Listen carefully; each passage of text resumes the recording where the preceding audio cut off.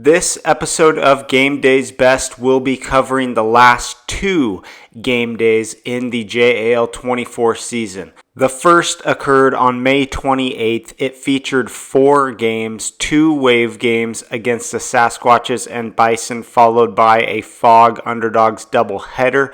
The second game day was on May 31st. It was Express versus Cobras and Express versus Wrecking Crew. We will start from the beginning with Sasquatches versus the Waves. In the first inning, Waves batting here. This is Brody Lamb with bases loaded and 2 outs. He's going to rip a triple to give them 7 runs early, bottom half.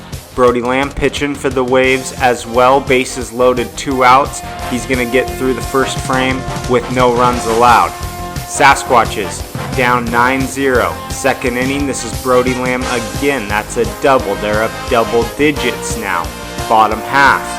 Sasquatches have put a few runs on the board. Colby Mazza thinks he has a double, but Trenton Lamb makes a great diving catch there. So the Sasquatches cut the margin, but they need a good defensive inning, and Brody Lamb is going to stay hot. That's a home run. Later in the inning, bases loaded, no outs, danger territory for the Sasquatches, and Trenton Lamb takes one deep, but Colby Mazza making a catch over the home run line. One-handed, left-handed. Might be the best catch of the season. Does a great job keeping those feet in bounds until he makes the leap to catch that thing. Not sure that one's going to be topped this season. However, the Waves keep putting runs on the board. They get 21 before the inning's out. Colby Mazza making another fielding out there. Bottom of the third, Brody Lamb gets 2 outs, but then he runs into a little bit of trouble with the walks, and the Sasquatches are able to put 15 on the board before Colby Mazza does this. That's a grand slam, and the Waves just aren't able to shake the Sasquatches. They're still in this one, top of the 4th. Sasquatches got to have a good inning, though, to win this. And Trenton Lamb, that's a grand slam. So the Waves still holding on to a cushion lead. Bottom of the 5th, bases loaded, 2 outs. Colby Mazza, that's a triple.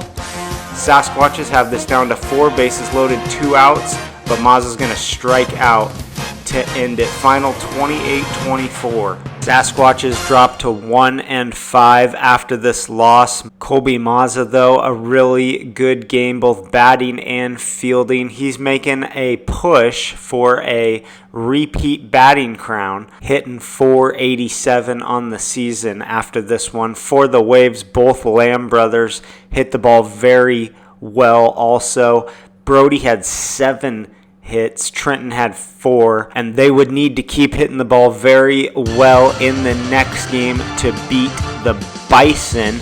However, the Bison are going to start rookie Joey Hayes in the circle for this one, making his debut as a pitcher, and he comes out and looks very good, doesn't give up any runs in the first inning.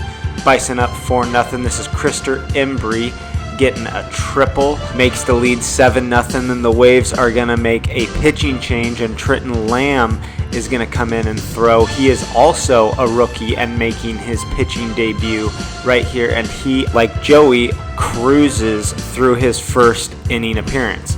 Now, we're skipping all the way to the top of the 5th. This one's a close game. Bison up by 2, bases loaded, 2 outs here to Embry, and Trenton works out of that jam to give the Waves a chance to win it. In the bottom of the 5th, they need 3 runs. They're going to start that with a single from Trenton. Then Brody, bases loaded, 1 out. He's going to go deep for the win. No.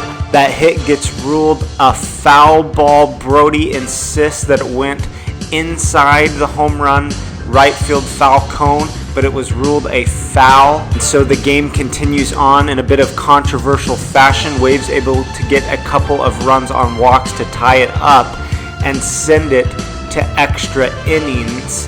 Trenton able to get an early out, but later, bases loaded, 2 outs. Bison up 1. Krister Embry. That is a double, gives them a 3-run lead. Bottom of the 6th, Waves have bases loaded, 1 out. Trenton going deep, but Joey Hayes runs it down. A great effort to get that second crucial out, and then a couple plays later, he gets a strikeout to win it.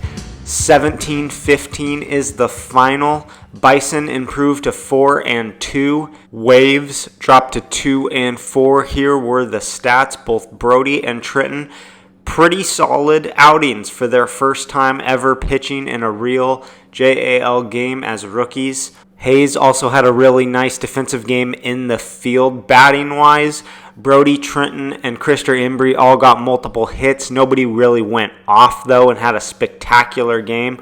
Overall, this was a good, competitive game, and the Bison avoid an upset to stay in contention for that National Conference 1 seed. All right, next, Fog Underdogs doubleheader. Game 1.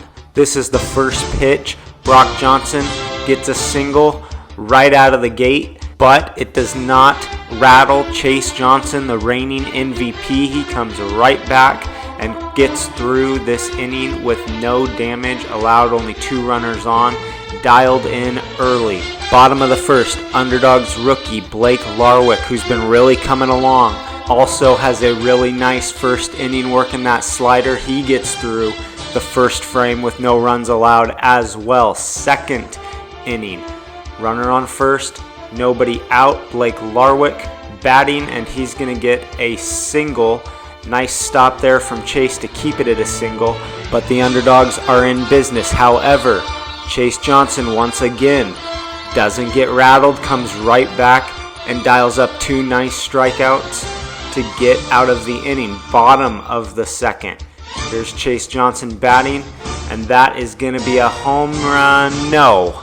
Anders Dahl making the catch at the home run line to keep the score zeros, and then Blake Larwick works out of that bases loaded jam. Skipping to the 4th inning, Larwick walked in some runs in the 3rd, so Bay Area has a 4-0 lead. However, Underdogs are threatening with bases loaded and only 1 out, but Chase Johnson finds a way out of it once again. Bottom of the 4th, bases loaded, 1 out. Here's Chase, and that is a triple. That's going to put 9 on the board for the Fog. That hit feels like a dagger the way he's been pitching. And then to put a little cherry on top, Sean McFarland goes deep for a 2-run homer. The game at this point is pretty sealed up. Chase Johnson now just going for the shutout in the 5th inning.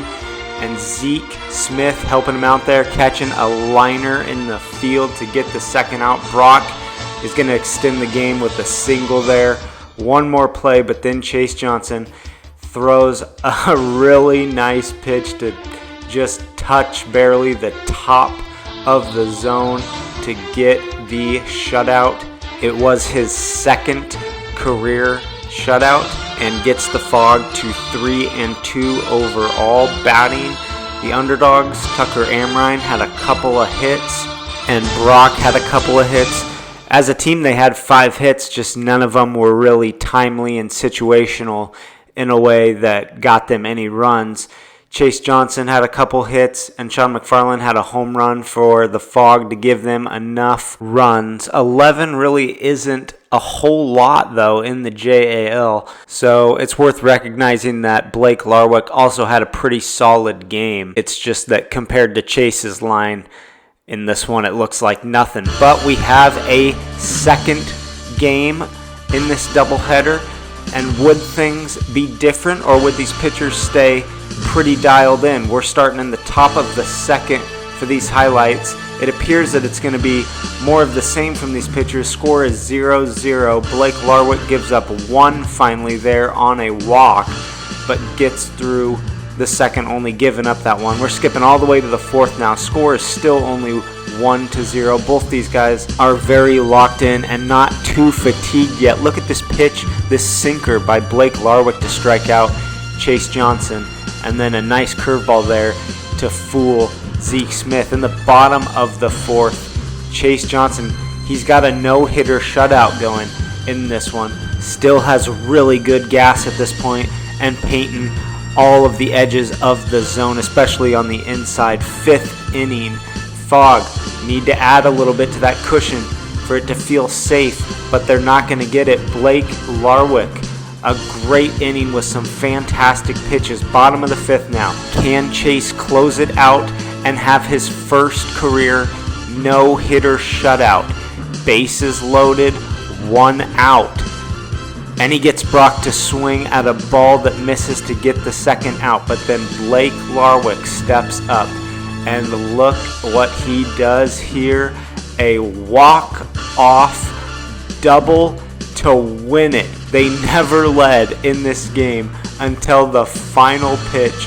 What a win for the underdogs to get to 3-3, and you feel really bad for Chase Johnson to lose the game and the no-hitter shutout that way at the very end. Tough loss for the Fog. They are now also 3-3, and it's going to be a battle in the National Conference to see who gets that last 3rd playoff spot between the Rapids, Bison, Fog, and underdogs. Here were the stats. As you can see, pretty blank page. The Fog did not get a single hit. Blake Larwick, 1 earned run, no hits allowed. Chase, of course, he had that no-hitter shutout until the very last pitch. So excellent pitching in that one. Easily the best duel that we've seen this season. And that concludes the games that occurred on May 28th. Now we go to the May 31st matchup, starting first with Express Cobras. Top of the 1st inning, Colton Carlson in the circle for the Cobras. Where we pick it up, he's got bases loaded and 1 out. Express up 4-0, make that 7 with the Vermillion triple. And then on his next plate appearance, he's going to homer opposite field. Missouri up big, 9-0 early. Bottom of the 1st, Cobras need some runs. And it looks bad early, 2 outs with no runs in. Bases loaded though. This is me going deep for a double. Nice stop there by Caden Schultz to run that down and swat it from being a triple.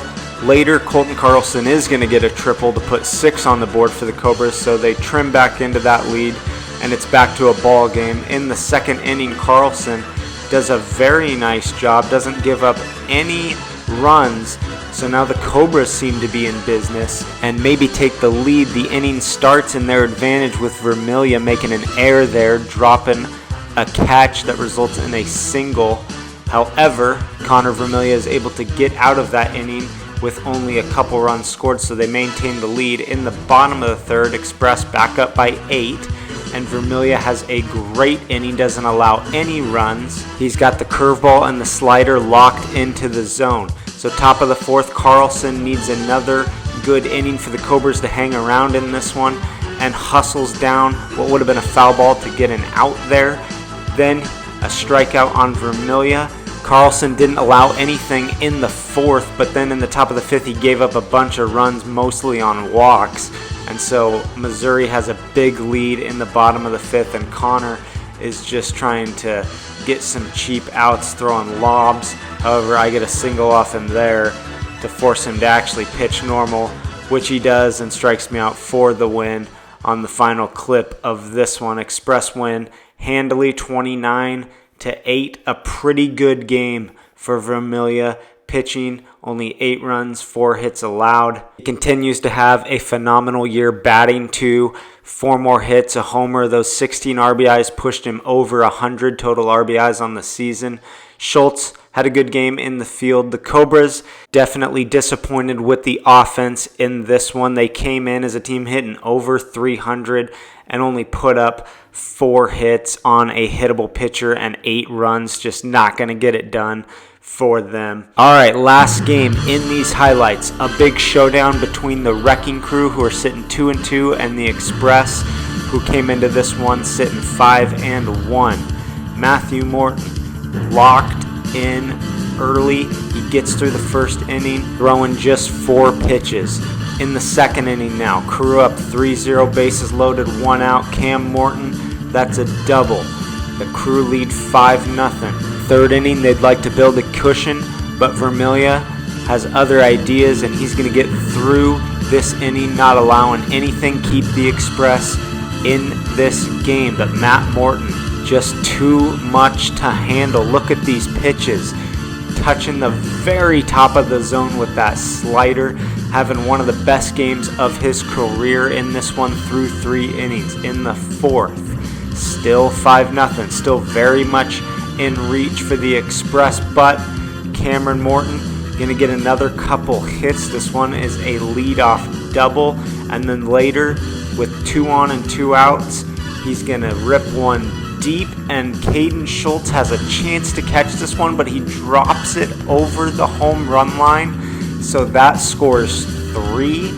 Crew up 8-0 now late in the game. The way Matt has been pitching, this one feels over.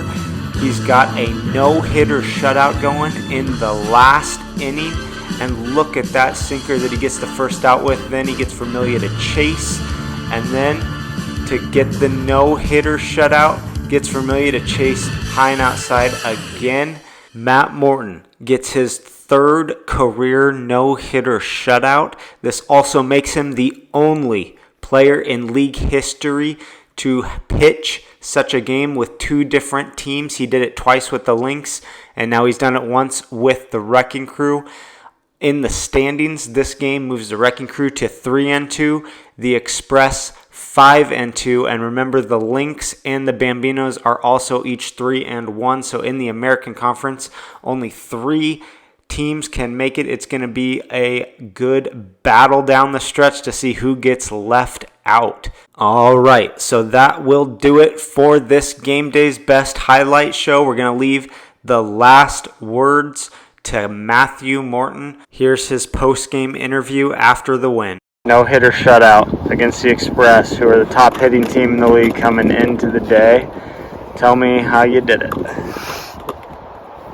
Threw that slider. I mean, the slider was working the entire time. I think I threw maybe 4 sinkers the entire time and got him to swing at some of those high ones, but that slider was coming in, hitting the board almost every time. Yeah, no, the shoulder's feeling great. I've been taking care of it, working out, getting it strengthened up, and it's been feeling as good as it's ever felt. So, okay, you guys are in position still to MVP, possibly get the 1 seed still. You've got splits with the Bambinos and Lynx, beat the Express, and you've got the Sasquatches, Lawmen, and Underdogs left on the schedule to try to get to 6-2. How important is the 1 seed to you guys? Honestly, it's probably the most important thing that you can get it coming into the playoffs. I mean, getting to skip that first game, it's huge, because especially someone like me, I don't know if I can go 3 games in a day anymore. So for us, it's really big right now.